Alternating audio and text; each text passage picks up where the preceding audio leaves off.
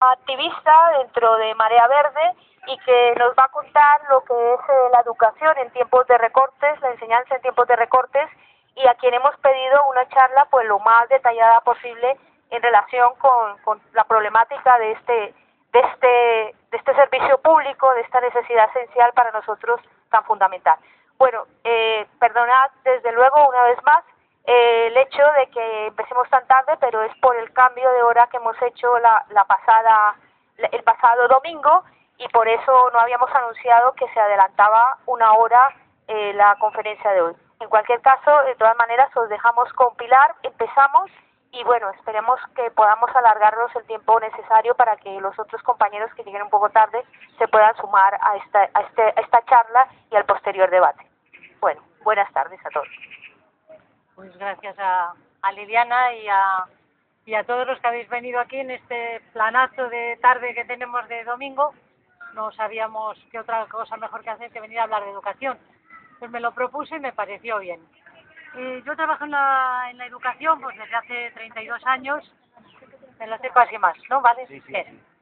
Yo trabajo en la educación hace 32 años, el único mérito es no haberme aburrido todavía, me sigue gustando. Y bueno, trabajo como orientadora en un instituto y he trabajado, y de profesora también, y como profesora pues he trabajado también muchos años, ¿no? Entonces, yo quería explicaros o hablar de, por supuesto, desde mi punto de vista subjetivo, de profundizar un poco en lo más sencillo, en lo más obvio, en lo que llevamos todos los días. Nuestra querida camiseta o la chapa, ¿no?, que nos distingue a la Marea Verde, porque a mí siempre me parece que las cosas cuando las damos por obvias las solemos perder y hay que recuperar un poco el sentido de las cosas y rascar un poco detrás de las palabras. Entonces, simplemente el lema de la camiseta que hicieron tan popular los compañeros de Vallecas. Ayer vi en un vídeo de YouTube que los directores de Aragón se la habían puesto y no les habían dejado entrar en una reunión con el gobierno de Aragón. Y entonces uno se pregunta, ¿qué peligro de país cuando lo que debía ser un lema institucional, ¿no?, escuela pública de todos y para todos, se convierte en algo muy revolucionario, se convierte en algo prácticamente digno de ser protegido por la policía? Y no les dejaron entrar. Entonces vamos a ver qué es lo peligroso de ese lema que llevamos ahí en verde con tanto orgullo, ¿no? Que es algo más que una moda que supongo que durará mucho más de un año. En principio, hablamos de algo tan básico como la educación pública y la hablamos como un derecho constitucional. El artículo 26 de la Carta de Derechos Humanos habla del derecho a la educación como una de las grandes bases y logros de la humanidad. Nosotros lo recogemos en nuestra Constitución española en el artículo 27 y decimos que el derecho a la educación es algo general, es algo básico de nuestra democracia, de nuestra Constitución. Por lo tanto, algo que parece tan sencillo ha dejado de serlo, ha dejado de ser una obviedad, ha dejado de ser algo institucional para convertirse en algo que teníamos y que estamos perdiendo. Como todo lo obvio, cuando no se defiende se puede perder, vuelvo a insistir. Entonces, ¿por qué decimos que es un derecho y no un privilegio, basándonos en esta Constitución y en esta Carta de Derechos Humanos? ¿Y por qué se deduce a partir de que decimos que es un derecho? Pues algo que también parece peligroso decirlo, que no puede ser un negocio. Y como no puede ser un negocio, ¿por qué está en manos de lo privado? ¿Por qué están aumentando los conciertos a la privada desde el propio Estado, que es el que supuestamente tendría que conservar y que desarrollar lo público? Es decir, esto es un galimatías, nadie entiende nada. ¿Es público? ¿No es público? ¿Tiene que haber dos redes? ¿Tiene que haber una sola? Yo en esto soy radical en el sentido profundo de la palabra. Creo que no debe haber dos redes. Creo que debe ser pública la educación. Pero hemos ido tragando a lo largo de estos años, desde que construimos entre todos ese modelo de educación pública de calidad hace mucho tiempo. A mí ya me da vértigo ir para atrás, pero lo veníamos construyendo.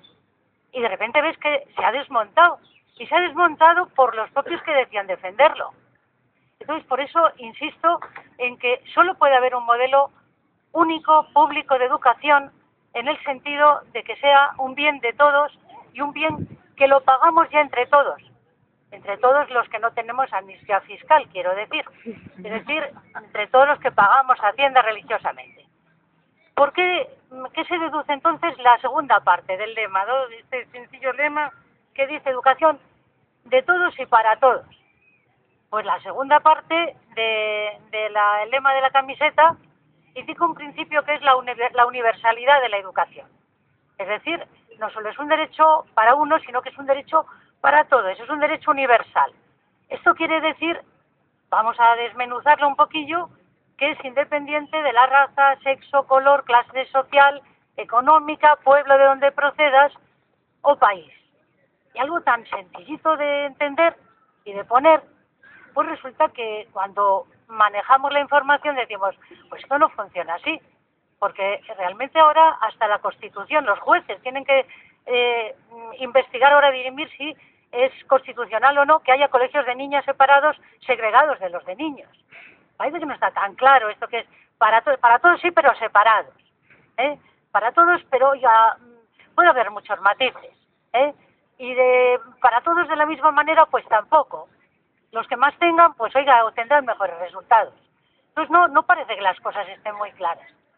Y si ya nos metemos en el para todos, de todos y para todos, aplicaríamos el concepto de diversidad, que también nos gusta decir a todos, estupendo, eso de la diversidad nos encanta a todos, nos sentimos como más grandes, más abiertos, más democráticos, cuando hablamos de diversidad.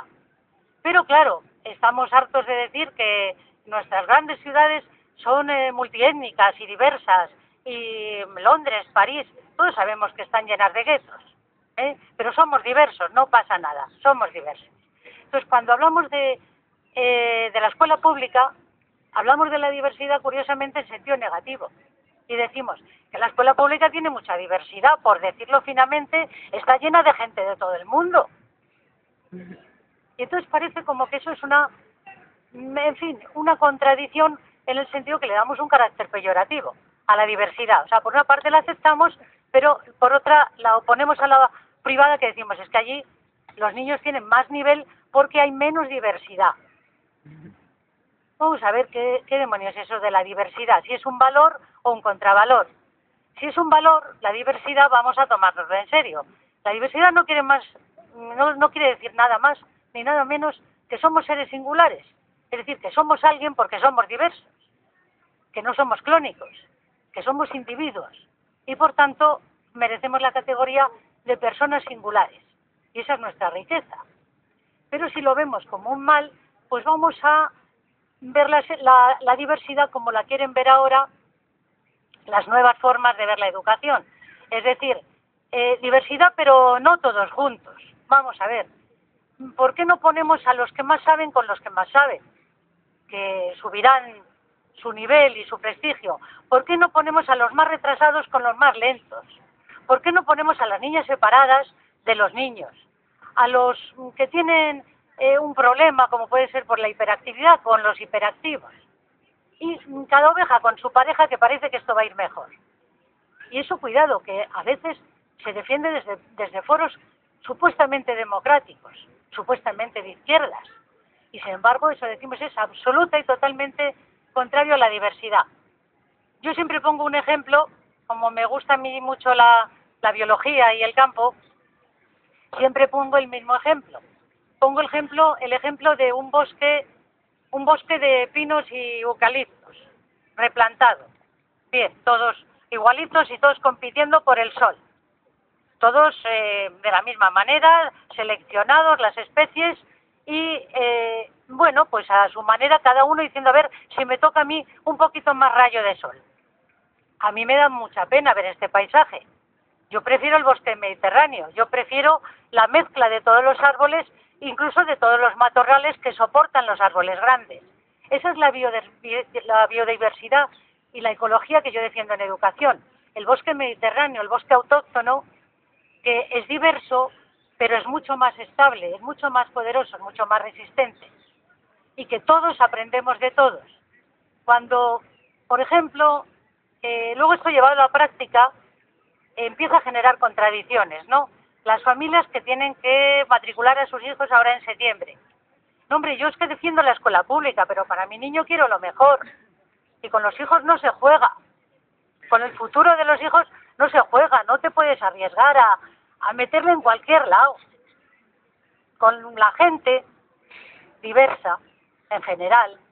Entonces yo el mío le voy a llevar a un privado porque con el mío no se juega, pero yo creo en la escuela pública, yo creo en la sanidad pública. Bueno, no es meterme con nadie, yo respeto las opciones, aunque ya he dicho claramente que mi modelo no es ese. Respeto a las personas, otra cosa es que esté de acuerdo con ellas. A mí me parece que cuando un niño aprende algo en la escuela, si es que aprende, como decía Mark Twain, no permitas que la escuela estropee tu educación, pero bueno, suponiendo que se aprenda algo, aprendemos juntos. Aprendemos, ¿cómo va a aprender la solidaridad un chaval que no tiene aparentemente problemas? Yo he notado que casi todos los tienen, pero digamos que lleva una vida más cómoda, más feliz, más consistente en cuanto a raíces afectivas, en fin, un medio económico posible. ¿Cómo va a aprender la solidaridad si está ya segregado solamente con niños de ese mismo nivel y condición? ¿Va a aprender que un niño que tiene a lo mejor una discapacidad le va a enseñar algo? Y no lo digo por ningún paternalismo, es que enseñan mucho los niños que tienen cualquier discapacidad. Si hay algo que aprender en la escuela es que cuando tienes un déficit tienes un superávit. Pero claramente, o sea, no lo digo por ninguna opción paternalista. Es decir, un niño Down, por ejemplo, por poner un ejemplo de lo que se llama una discapacidad, suele tener una inteligencia emocional vivísima, intuitiva y rapidísima. Y si no, los que han tratado con niños Down, pues que me digan lo contrario. Leen cualquier tipo de emoción en cualquier rasgo humano de la cara sin que le tengan que preguntar qué te pasa.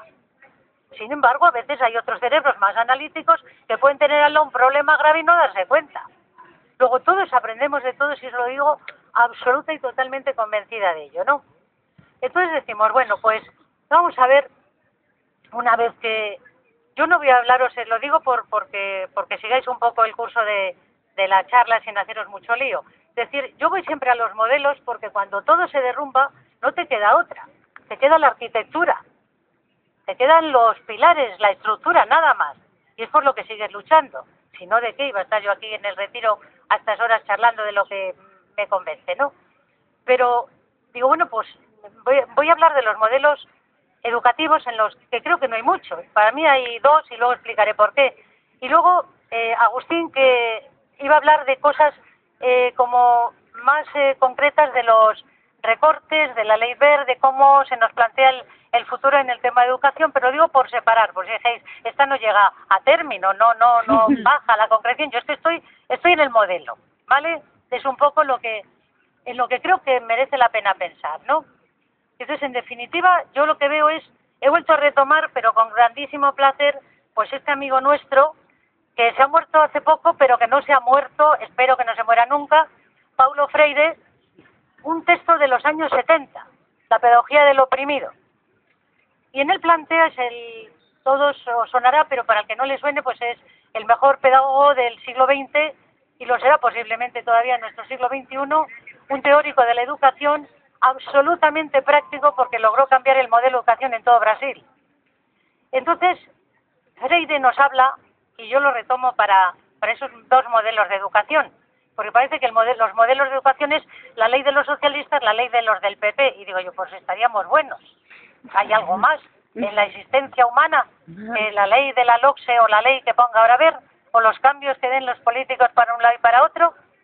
Pues plantea Freire dos modelos muy claritos. Dice, el primero es la educación bancaria. Este hombre era profeta, yo creo. Hablar de la educación bancaria hace 40 años, digo, este hombre era profeta, ¿no? Pero hablaba de la educación bancaria en el sentido metafórico de quien cree que la educación no es más que poner al servicio de las instituciones unos profesores que van metiendo datos en los cerebros infantiles o adolescentes, juveniles, y que van creando el saber, la ciencia, van transmitiendo el saber. La educación bancaria, como dice Freire, es considerar al otro un mero depósito. Yo te enseño porque tú eres un ignorante. El saber está en mí, yo te lo transmito. Por lo tanto, es un saber, independientemente como sea el profesor que lo dé, es un saber autoritario, es un saber vertical. Es negar la condición de persona del otro. Y el otro es persona, tenga 4 años o tenga 40. Es un ser humano con reflexión. Es un ser humano ávido de conocer. Es un ser que tiene todo el derecho a la ciencia, al conocimiento, pero sobre todo a descubrirla, al descubrimiento. Esto que era parte del tuétano de cuando construimos el modelo de escuela pública, escuela activa, y nos lo creíamos todos y cada uno de los profesores y maestros, se ha olvidado. Se ha olvidado por un modelo bancario, por un modelo de... hay 3 palabras que se repiten desde hace tiempo y a mí me resultan súper peligrosas. Las 3 empiezan con E, no sé por qué, eso todavía no lo he descubierto. Primero, el éxito. El éxito, habéis hablado todos del éxito, todos hay que tener un éxito enorme en esta vida, triunfar. El éxito de momento es superar todas las pruebas que te pongan.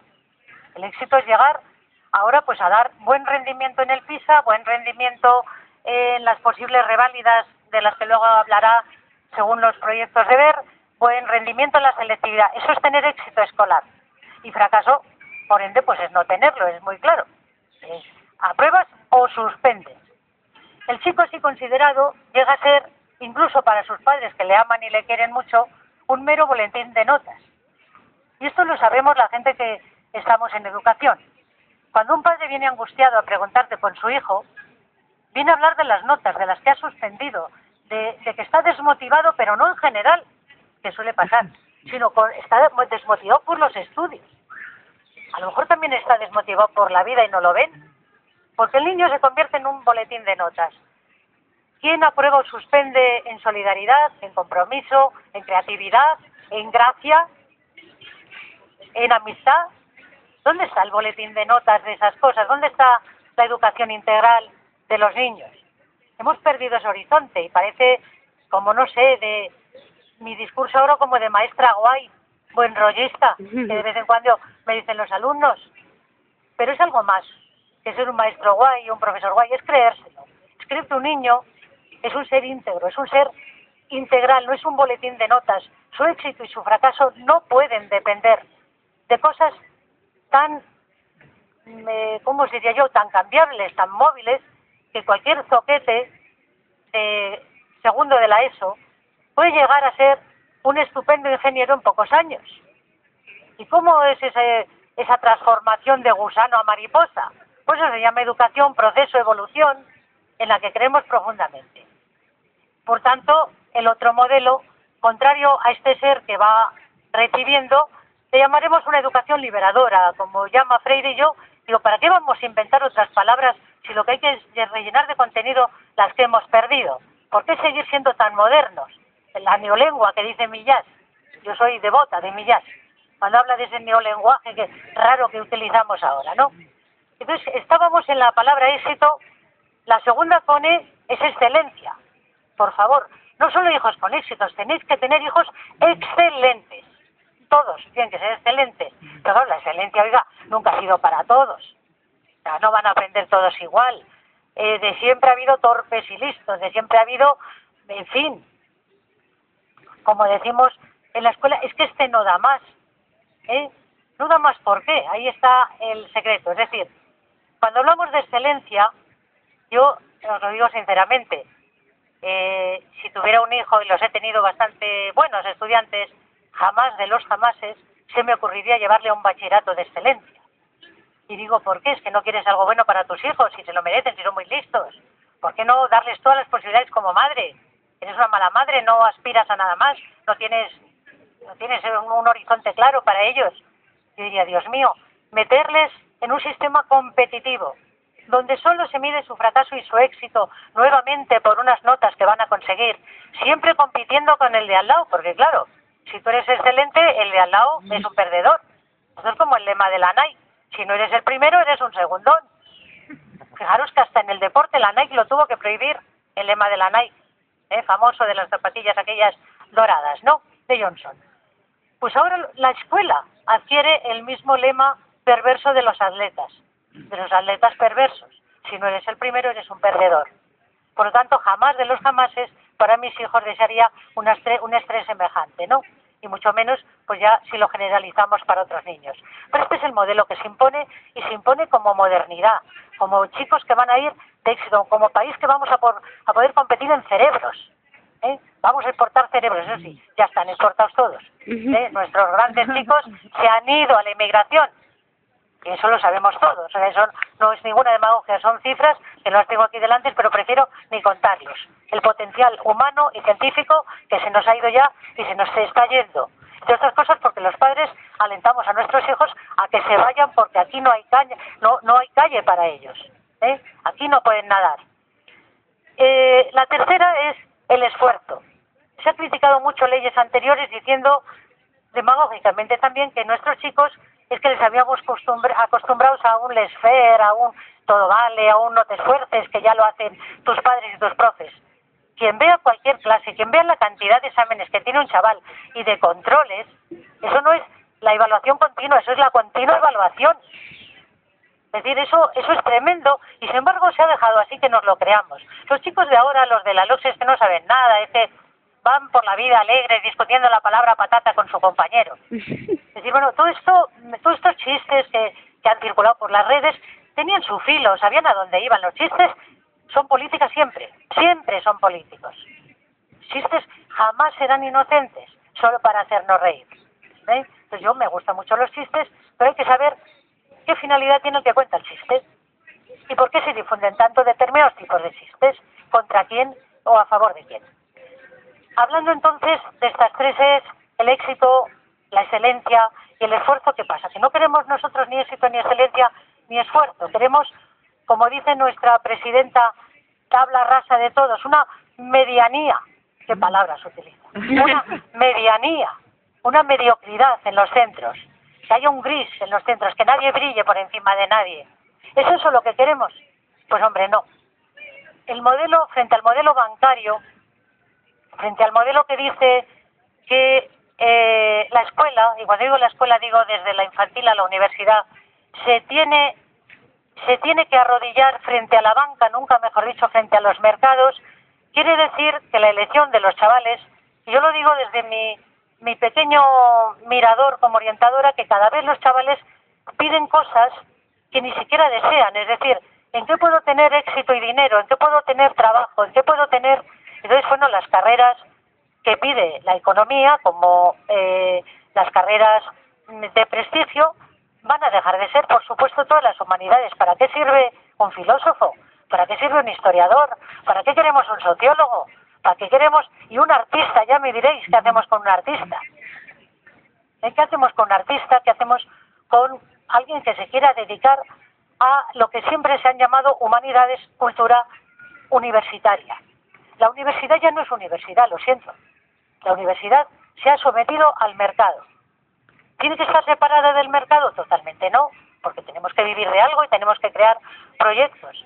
Pero la universidad y toda la escuela, como si fueran las fichas de un dominó movido al revés, es decir, la escuela debería ir desde los grandes campos de formación de una persona, el 0,6, truncado desde hace mucho tiempo.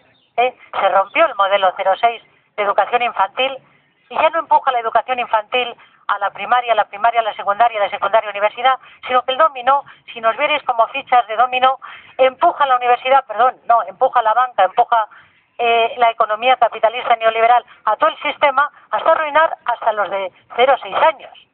Ya tienen que ser preescolares que otra vez aprendan cuanto antes mejor a leer y a escribir. Porque, oye, tienen que competir luego en los foros. Y tenemos que competir con Europa.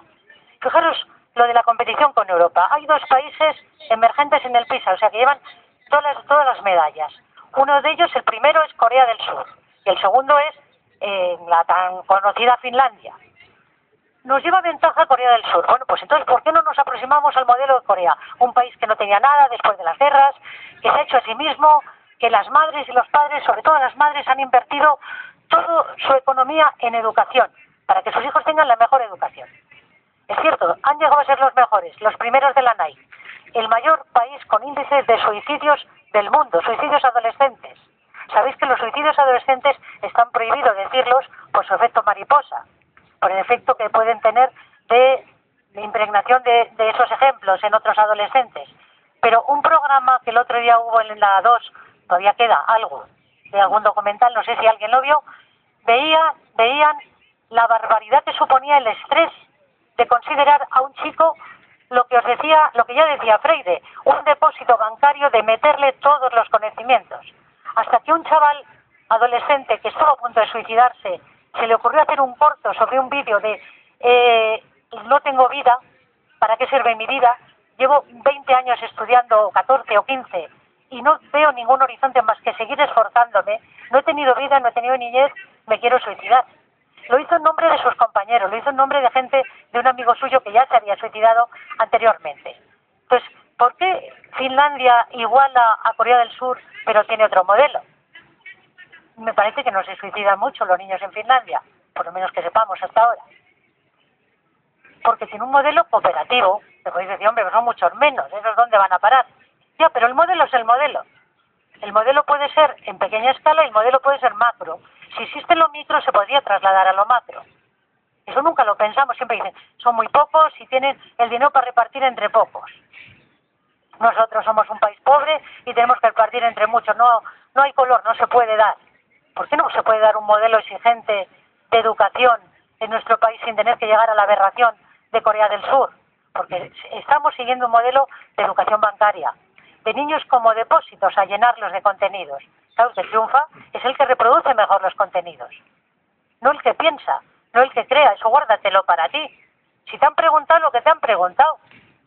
Ese es el modelo antípoda de lo que creíamos en la escuela activa, creíamos en el modelo de educación pública, donde hacer seres pensantes, reflexivos, que era el modelo que naturalmente defendía ya Freire hace muchísimos años.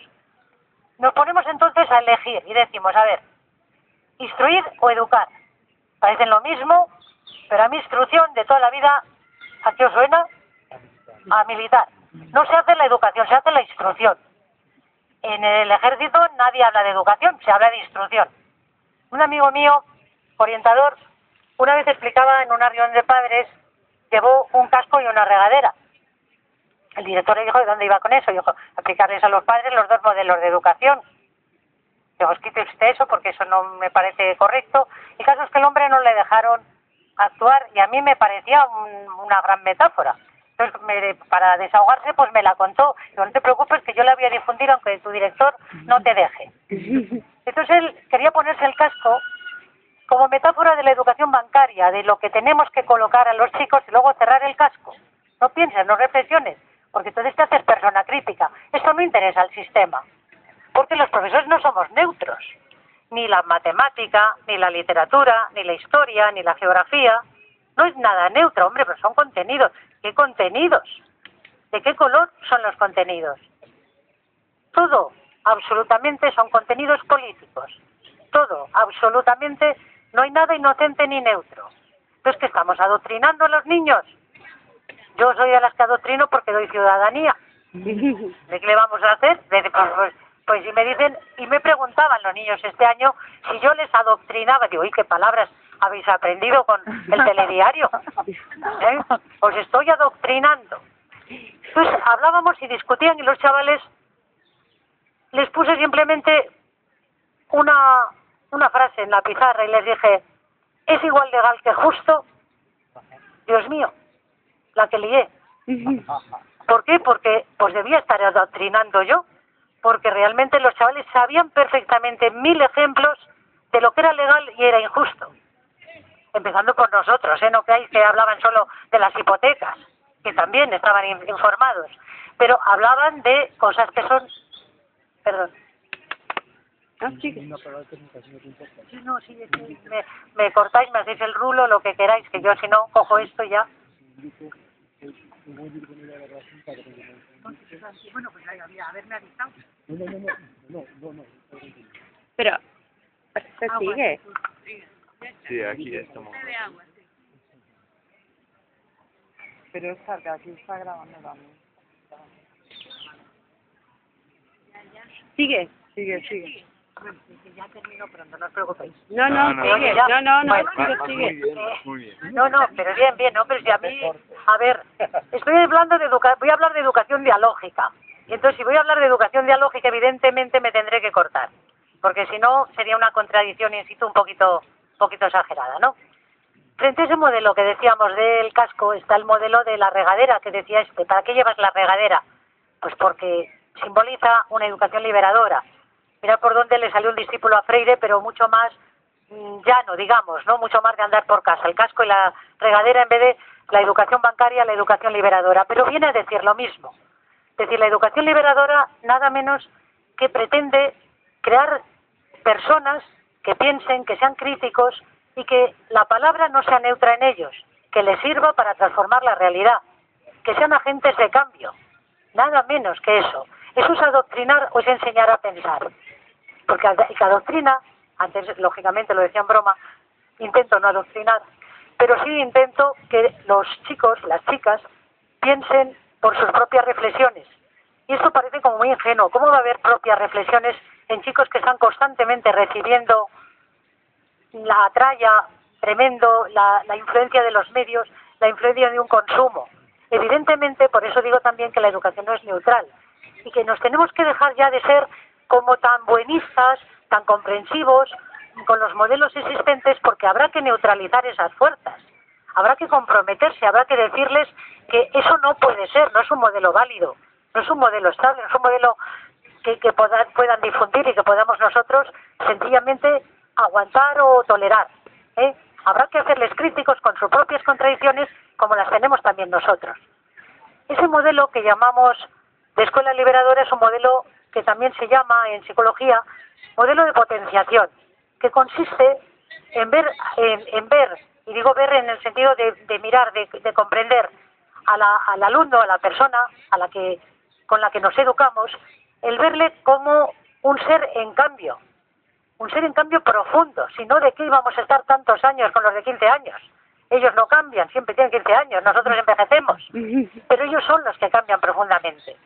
Ellos son los que son capaces de transformaciones que a lo mejor ninguno de los que estamos sentados aquí serían tan profundas.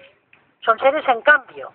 Y esto lo digo porque luego cuando Agustín hable de la ley Ver, veremos la tamaña barbaridad que supone psicológicamente negar el cambio y la modificación de una conducta a un chaval de 14 años. Eso es lo más grave, lo que más atenta al modelo de creer en una persona. Creemos en las personas porque vemos que somos seres transformables, seres cambiantes, seres que vamos siendo, no que somos. Y el que digas que yo soy así, pues oye, pues te mejoras, que no me gustas. Esa es una excusa inmovilista de la persona que no podemos aceptar los que creemos en el diálogo y en el cambio. Y simplemente deciros eso, que Paulo Freire no está muerto, que hay que releerle, que el modelo de diálogo decía cosas que hay que volver a poner sobre la mesa y decir, nadie educa a nadie, las personas se educan en comunión. Esto no es una metáfora, esto no es un querer estar de colegas con los chicos, esto es así. Quien tenga alumnos y diga que no aprende nada de ellos, que lo deje. Quien tenga hijos y cualquier padre que no aprenda nada de sus hijos, que lo deje, que deje de ser padre. Porque o nos lo creemos este principio de mutua educación que tenemos entre todos, o desde luego dejemos de hablar de educación y hablemos de banco, hablemos de depositar, hablemos de casco y hablemos de instrucción, pero no volvamos a nombrar la palabra educación. Por último deciros, y eso me los apunto para que no se me olvide ninguno, ¿qué valores, así por resumir, que ya corro enseguida, queremos dejar claros en el alumnado los de la marea verde? Pues decimos, el amor y el gusto por la cultura independiente de su utilidad en el mercado, la pasión por seguir aprendiendo y formándose durante toda su vida, el sentido ético, para que sean hombres y mujeres con una moral bien desarrollada, la solidaridad en un mundo que cada día la va a necesitar más, va a necesitar muchos 15Ms esta sociedad, el sentido crítico para que puedan un poco distinguir lo legal de lo justo, la creatividad como medio de imaginar lo que todavía no existe y es necesario, y en fin, que sean seres singulares, diversos y libres para desarrollar todas sus capacidades y para que se sientan bien consigo mismo por lo menos. Y nada, pues luego en el debate pues nos seguimos viendo. Paso la palabra a Agustín Moreno.